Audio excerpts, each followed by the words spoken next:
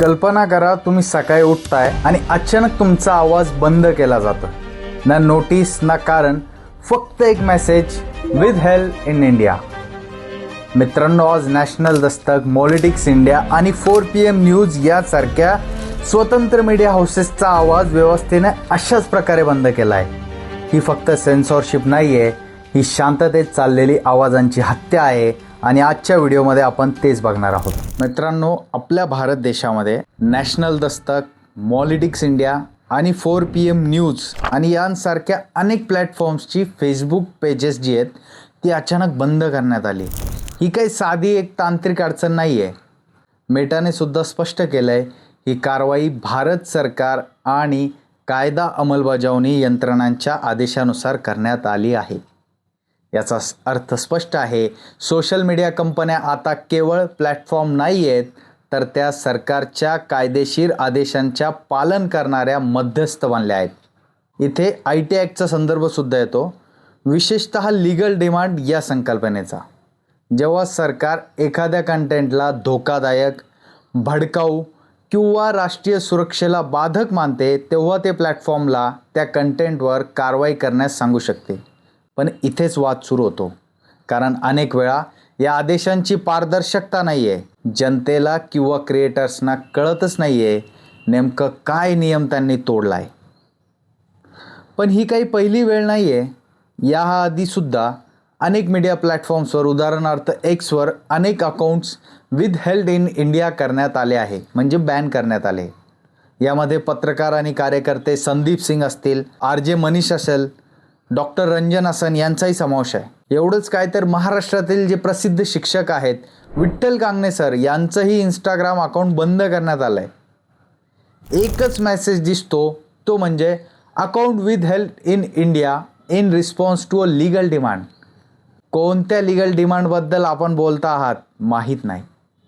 या सगळ्या अकाउंट्समध्ये एक समान गोष्ट दिसते, ते म्हणजे हे सगळे अकाउंट सरकारवर टीका करतात, सरकारच्या ध्येय धोरणाबद्दल, दमनाबद्दल प्रश्न विचारतात, आंतरराष्ट्रीय मुद्द्यांवर प्रतिक्रिया देतात, LPG महागाई, आर्थिक धोरणांवर टीका करतात आणि त्याबरोबरच सटायर, मीम्स, कार्टूनद्वारे राजकीय भाष्य हे करीत असत. लोकशाहीत हे सगळं सामान्य आहे, पण जर ह्याच गोष्टी कारवाईचं कारण बनत असतील तर हा केवळ कायद्याचा वापर नाही आहे, तर त्याचा दुरुपयोग आहे असं म्हणायला आता वावगं ठरणार नाही. आणि याच पार्श्वभूमीवर इंटरनेट फ्रीडम फाउंडेशनने चिंता व्यक्त केली आहे. त्यांच्यामध्ये भारतामध्ये डिजिटल सेन्सॉरशिपचा जो ट्रेंड आहे तो वाढतोय. ड्यू प्रोसेस, ट्रान्सपरन्सी आणि अकाउंटेबिलिटी यांचा अभाव स्पष्टपणे दिसतोय. तसेच इंटरनेट फ्रीडम फाउंडेशन यांनी भारतामध्ये फेसबुक अकाउंट असेल, X असेल, जे पूर्वी ट्विटर होतं, इंस्टाग्राम असेल, यावरील जे पोस्ट आहेत त्या अकाउंटवर सतत विथ हेल्ड म्हणजे ब्लॉक केल्याबाबतचा अहवालांबद्दल चिंता व्यक्त केली आहे. यामध्ये सरकारवरील टीका, काही व्यंगात्मक आशयाचाही समावेश आहे. अलीकडील अहवालानुसार अनेक वापरकर्त्यांना विथ हेल्ड इन इंडिया म्हणजे भारतामध्ये बॅन असं सामान्य नोटीस किंवा सेक्शन 69A अंतर्गत ईमेल प्राप्त होत आहेत, परंतु त्यामागील कारणांची फारच कमी किंवा अजिबात स्पष्टता दिली जात नाही आहे. स्वतंत्र रिपोर्टिंगमधून असंही समोर आलं आहे की अशा कारवायांमुळे जे कंटेंट हटवले जात आहेत ते स्पष्टपणे बेकायदेशीर नसून प्रामुख्याने राजकीय, व्यंगात्मक किंवा सरकारवर टीका करणारे आहेत. आणि आता या सगळ्यात आणखी एक थर जोडला जातोय. मित्रांनो, आंबेडकरवादी इन्फ्लुएन्सर मुकेश मोहन यांना केंद्रीय मंत्री नितीन गडकरी यांनी 50 कोटी रुपयांच्या मानहानीची नोटीस पाठवली आहे. हा आता एक वेगळाच प्रकार आहे. इथे थेटपणे कंटेंट हटवणे नाही, पण कायदेशीर दबाव आणायचा, आर्थिक दबाव आणायचा आणि या गोष्टींमुळे लोकांना सेल्फ सेन्सॉरशिपसाठी मजबूर करायचं, लोकांनी बोलायला घाबरायला हवं अशी परिस्थिती निर्माण करायची. आता या संपूर्ण परिस्थिती 3 स्तरांवर आपण समजून घेऊयात. पहिली आहे कायदेशीर स्तर. ही लीगल लेअर आहे. IT ॲक्ट आणि इंटरमेडियरी गाईडलाईन्सच्या माध्यमातून सरकारकडे अधिकार आहेत, पण त्याचा वापर किती पारदर्शक आहे, अपील करण्याची प्रक्रिया किती सुलभ आहे, हा सर्वात मोठा प्रश्न आहे. त्यानंतर दुसरं म्हणजे प्लॅटफॉर्म लेअर. उदाहरणार्थ एक्स सारख्या कंपन्या सरकारच्या आदेशांचं पालन करतात कारण त्यांना त्या देशात ऑपरेट करायचं आहे. पण ते न्यूट्रल प्लॅटफॉर्म्स राहतात का की ते सरकारचे रेग्युलेटेड गेटकीपर्स बनतात? या घटना बघितलं की हे प्रश्न आपल्यासमोर उभा राहतात.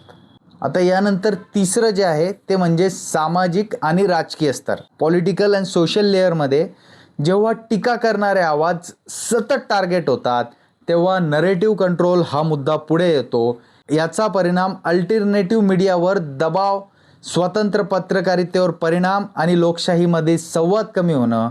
आता इथं सर्वात महत्त्वाचा मुद्दा आहे. जर अशा पद्धतीने लोकशाहीमधील आवाज दाबले जाणार आहे तर खरंच आपण या देशामध्ये लोकशाही आहे का हा प्रश्न आता सामान्य लोकांना पडायला लागला आहे. आणि एकीकडे जी मेनस्ट्रीम मीडिया आहे, जिने स्वतःची गोदी मीडिया म्हणून ही ओळख मिळवली आहे, ही माध्यमं लोकांच्या मते सतत सरकारच्या बाजूने नरेटिव्ह सेट करत असतात असा आरोप वारंवार सामान्य लोक यांच्यावर करतात.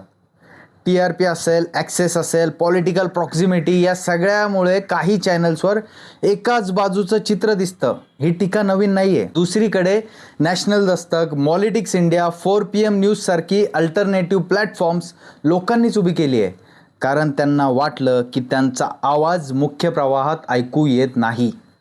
हीच पॅरलल मीडिया इकोसिस्टम तयार झाली. आता जेव्हा अशा प्लॅटफॉर्म्सवर कारवाई होते तेव्हा सामान्य लोकांना असं वाटणं नैसर्गिक आहे की एकाच बाजूला मोकळीक आणि दुसऱ्या बाजूला नियंत्रण. आणि इथेच विश्वासाचा प्रश्न निर्माण होतो. हो, मान्य आहे की सरकारकडे काही अधिकार असतात. मिसइन्फॉर्मेशन, हेट स्पीच, हिंसा भडकवणारे कंटेंट थांबवण्यासाठी. पण हे कोणत्याही लोकशाहीमध्ये असतातच. पण समस्या तेव्हा निर्माण होते जेव्हा लोकांना वाटायला लागतं की हे नियम समान पद्धतीने लागू होत नाहीत. जर लोकांना ट्रान्सपरन्सी दिसली नाही, जर कोणता कंटेंट का हटवला गेला हे स्पष्ट नाही आहे, जर अपील मेकॅनिझम प्रभावी नाही आहे, तर मग परसेप्शन तयार होतं की हे रेग्युलेशन्स नाही आहे, हे टार्गेटिंग आहे आणि काहीतरी चुकतं आहे असं सामान्य माणसाला वाटायला लागतं. लोकशाहीत सर्वात मोठं सेफ्टी वॉल काय असतं तर ते म्हणजे जनतेची शंका. जेव्हा लोक प्रश्न विचारणं बंद करतात तेव्हा खरं संकट सुरू होतं. आज परिस्थिती अशी आहे की मेनस्ट्रीम मीडियावर बायसचे आरोप आहेत तर जी अल्टरनेटिव्ह मीडिया लोकांनी उभी केली होती तिला टार्गेट केला जात आहे आणि मध्ये अडकलाय सामान्य माणूस. गोष्ट कुठल्या एखाद्या व्यक्तीची नाही आहे, कुठल्या प्लॅटफॉर्मची नाही आहे. गोष्ट आहे डॉक्टर बाबासाहेब आंबेडकर यांच्या संविधानाने दिलेल्या फ्रीडम ऑफ एक्सप्रेशनची.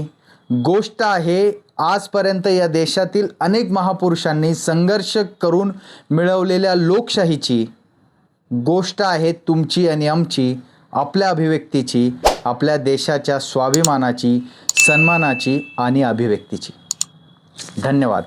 जय हिंद.